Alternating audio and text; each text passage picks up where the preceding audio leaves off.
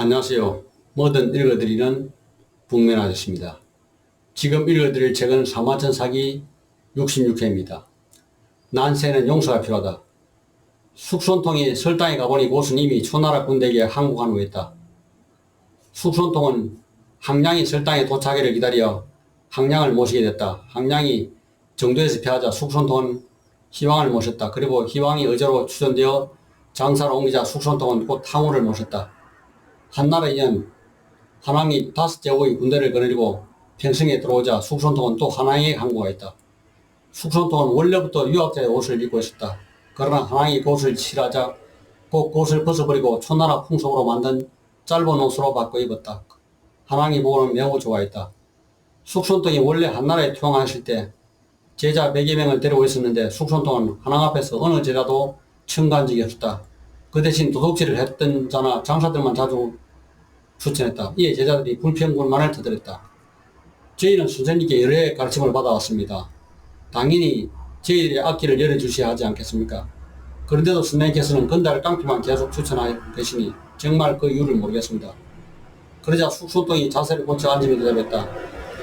지금 대왕께서는 싸움터를 전전하며 화살과 돌이 날아다니는 것을 무릅쓰고 적과 천하를 놓고 정탈하고 있습니다.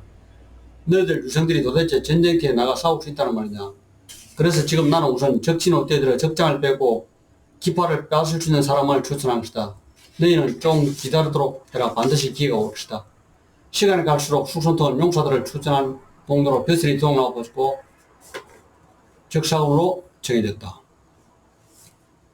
그러나 수성에는 학자가 중요하다. 한나라 5년 천하는 통일되었다. 제후들은 모두 한왕을 정도에서 황제에 추대했다. 숙통통은 관련 예의와 호칭 등의 제도를 제정하도록 명령받았다. 고조는 진나라의 번거롭고 가혹한 예법 제도를 모두 없애버리고 대폭 관사했다.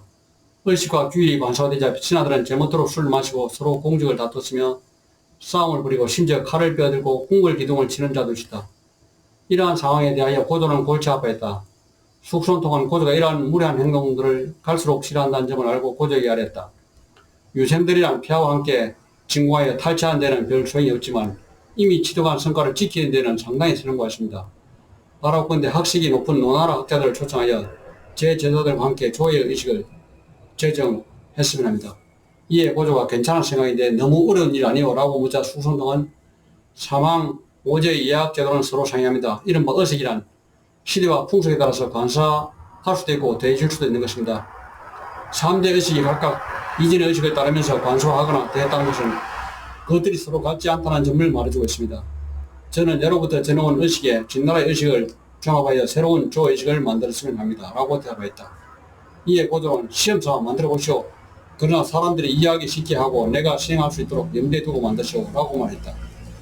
그 뒤 숙손통은 노나라에 가서 30명의 학자를 초청했다. 하지만 두 사람은 거절하면서 숙손통을 비난했다.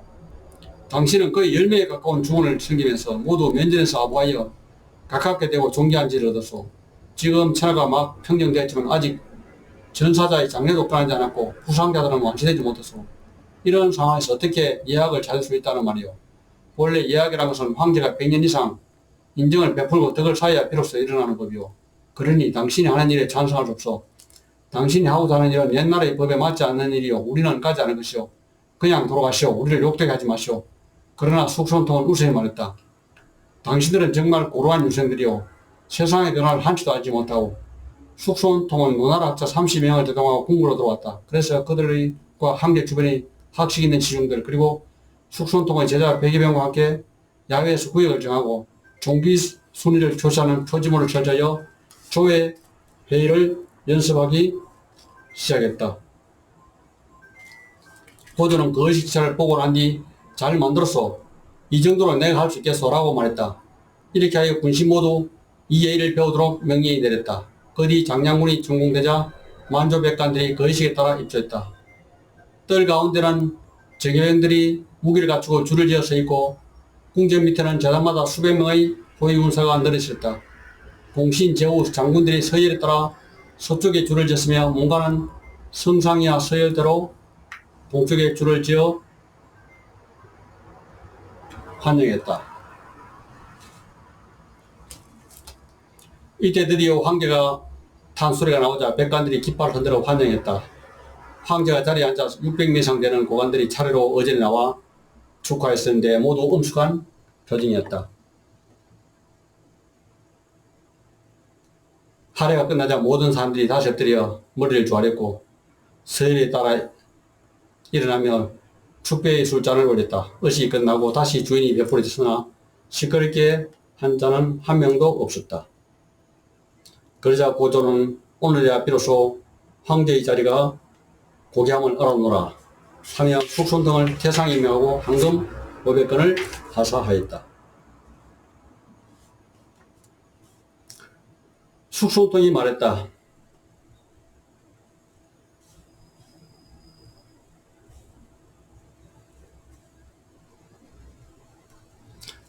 저희 제자들은 오랫동안 저를 따르며 함께 의식을 만들었습니다. 바로 근데 그들에게도 관직을 내려주십시오. 고조는 즉시 그들을 모두 시중에 임명했다. 숙손통은 궁궐에서 나오자 하사받은 황금 500건을 모두 제자들에게 나누어졌다. 그자 제자들은 모두 감동하며 이렇게 말했다.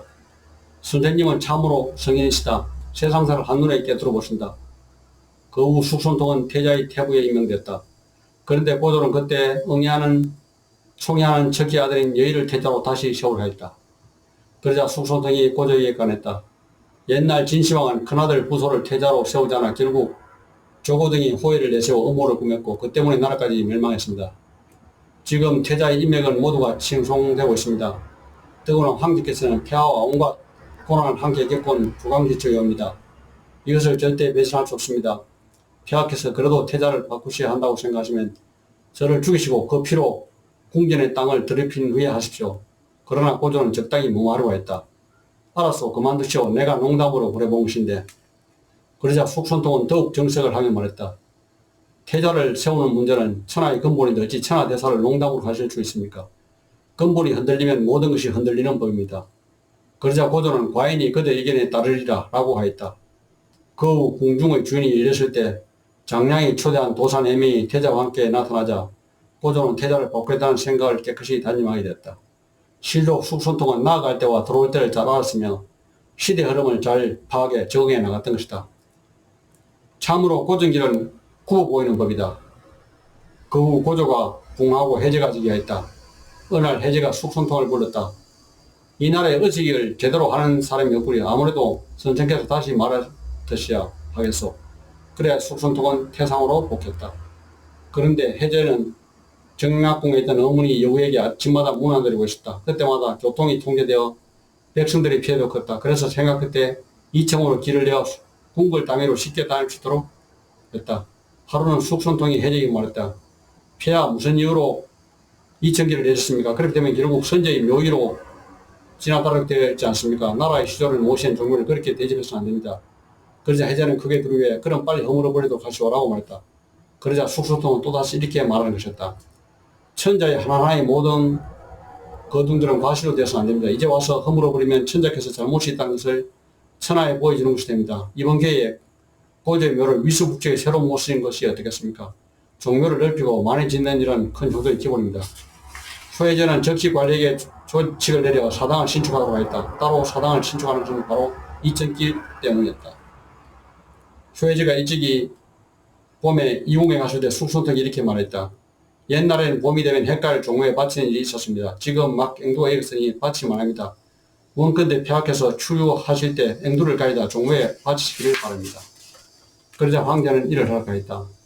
여러 신상 과외들을 종묘에 헌납하는 일은 이때부터 시작됐다. 경포열전, 평월열전, 남포열전, 돌아오지 않는 장군들. 화해의 원인은 사랑한 한 여자로부터 비롯된다. 경포는 6한년의 사람으로 원래 성은 영씨였다. 진나라 때 그는 일개백민이었다. 그가 젊을 때 어떤 사람이 그를 보더니 당신은 형벌을 받고 나서 왕이 될 환상이오 라고 말했다. 그 뒤 그가 남의 죄에 연루되어 얼굴에 경영을 받게 됐다. 그러자 그는 껄껄 웃으며 이전에 어떤 사람이 내 환상을 보고 형벌을 받은 다음에 왕이 된다고 하더니 정말인가 보구나 라고 말하는 것이었다. 이 말을 듣고 있던 주위 사람들은 의의가 없어 웃을 뿐이었다. 경포는 판결을 받은 다음 다른 죄수들과 함께 여산으로 보냈다. 그곳에는 수십만 명의 죄수가 와 있었는데 경포는 그중 두목이나 영웅은 모두 사기였다. 얼마 뒤 경포는 친한 사람들을 이끌고 도망쳐 장강유역에서 도적이 되었으며 물론 경포는 그 우두머리가 되었다. 그 후 진성이 반란을 일으키자 경포도 군대를 일으켜 수천 명을 모았다. 진성이 패한 후에도 경포는 진나라 군대를 계속 격파했다. 경포는 때마침 형량의 군사를 일으켜 장강을 건너고 있다는 소식을 듣고 향량희야에 들어갔다. 향량의 군대는 계속 북상하여 진나라를 쳤는데 경포의 공직이 항상 버팀이 되었다. 그 뒤 향량이 죽자 항우의 지휘 아래에 들어간 경포는 천봉장 역할을 하면서 뛰어난 공을 세웠다. 항우가 경포를 파견하여 먼저 황하를 건너 진나라를 공격하게 하였는데 경포가 여러 차례에 걸쳐 승리를 거두자 항우도 군사를 이끌고 강을 건너 경포와 함께 마침내 진나라 군대를 격파하고 장안등의 항국을 받아냈다. 초나라 군대가 승리할 때 경포의 공은 늘 제후들 가운데 ը뜸이었다. 제후들의 군대가 모두 초나라에 복수하게 된 것은 경포가 여러 차례에 걸쳐 적은 군사로서 만월 적군을 곁들이기 때문이었다. 항우가 군사를 이끌고 서쪽으로 신안에 이르러 경포 등을 지켜 한밤중에 장안의 군대를 습격하여 진나라 병졸 20여만 명을 부딩에 묻어 죽였다. 그리고 항우간에 이르러 들어갈 수 없게 되자 또 경포에게 먼저 새길로 쳐들어가서 항구관 안에 있는 진나라 군대를 격파하도록 하여 가까스로 항구관에 들어가 함양에 당도할 수 있다. 이렇듯 경포는 언제나 초나라 군대의 선봉이었다. 항왕이 여러 장소를 봉하면서 경포를 국영왕으로 삼고 옥에 도바했다. 한나라 5년 4월에 제후들이 모두 항왕 이하에서 떠나 각기 자기 본국으로 돌아갔다. 항왕은 희망을 의자로 추전하여 장사로 옮기게 하고는 은밀히 공항 경포 등에게 명하여 그를 죽이도록 하였다. 그의 8월에 경포가 장수를 시켜 의자를 차명까지 추적하여 죽였다. 경포를 얻어야 천하를 얻는다. 한나라 2년 제왕 김영이 초나를 배반하자 항왕이 전하를 치러가면서 공항에서 군사를 징발하는데 공항 경포는 병을 핑계로 따라가지 않고 대신 부하에게 수천 명의 군사를 이끌고 가도록 했을 뿐이었다. 한나라가 평생에서 초나라를 격파했을 때도 경포는 병을 핑계로 하여 초나라를 돕지 않았다. 이 때문에 항왕이 경포를 원망하고 여러 번 사자를 보내어 책망하며 경포를 불렀지만 그는 더욱 두려워하여 감히 가지 못하였다. 그러나 항왕은 당시 북쪽으로 대나라와 조나라를 걱정하고 서쪽으로는 한나라를 근심하고 있었기 때문에 가까이 할 수 있는 사람은 오직 경포뿐이었고 또한 경포의 재능을 높이 평가하고 있으므로 경포를 벌하지 않았다. 한나라 3년에 한왕이 초나라를 공격하면서 평성에서 크게 전투를 벌였지만 불리해져서 양으로부터 퇴가해서 우까지 온 한왕이 좌우 신하들에게 너희와 같은 자들에게는 함께 천하의 대사를 도모할 수 없다거나 라고 탄식하자 알자 수하가 폐하께서 말씀하신 뜻을 잘 모르겠습니다 라고 말했다. 그러자 한왕은 말하였다. 누가 능히 나를 대신하여 해남의 사자로 가서 경포로 하여금 군대를 일으켜 초나라를 배반하게 할 수 있겠는가. 항왕을 몇 달 동안만 제 나라에 머무르게 한다면 내가 천하를 얻는 것은 완전히 정해질 터인데 이에 수하가 신이 그곳에 가도록 해주십시오 라고 청했다. 그리하여 수하가 소명을 데리고 하남에 사신을 갔다. 그는 해남에 도착한 후 태제를 통해서 만나러 하였지만 사흘이 지나도 국왕을 만날 수가 없었다. 그래서 수하가 걔를 보아 태제에게 말했다. 왕께서 저를 만나 주시지 않은 것은 분명히 초나라 강하고 한나라는 약하다고 생각하시기 때문일 것입니다. 그래서 신이 사자로 왔습니다. 제가 왕을 뵙게 해주셔서 제가 드리는 말씀이 옳다고 이는 대왕께서 듣고 싶어 하시는 바이고 제가 드리는 말씀이 잘못되었다면 저희들 20명을 해남의 시행에서 부지를 행해 제하십시오. 그러하여 왕께서 한나라를 등지고 초나라와 함께 한다는 것을 밝히십시오. 태제가 그의 말을 경포에게 아뢰자 경포는 그를 말했다. 그러나 대왕은 오히려 4,000명만 파견하였습니다. 신하된 자로서 과연 이렇게 해도 되겠는지 또한 한왕과 평생 싸울 때만 하더라도 한왕이 제나라를 떠나기 전에 대왕께서는 마땅히 해남의 병사를 총동원하여 회수를 건너가 밤낮으로 평생에서 한왕과 맞서 싸웠는데 대왕께서는 만약 대군을 거느리고도 한 사람도 회수를 건너지 하지 않으셨으며 탈장을 기체 어느 쪽이 이기는지를 바라보기만 하셨습니다. 스스로 남에게 의탁하면서 과연 이렇게 해도 된다는 말씀이신지요. 그러면서도 대왕께서 조나라를 배반하지 않을 것은 한나라가 약하다고 생각하시기 때문입니다. 이것으로 제 읽기를 마치겠습니다.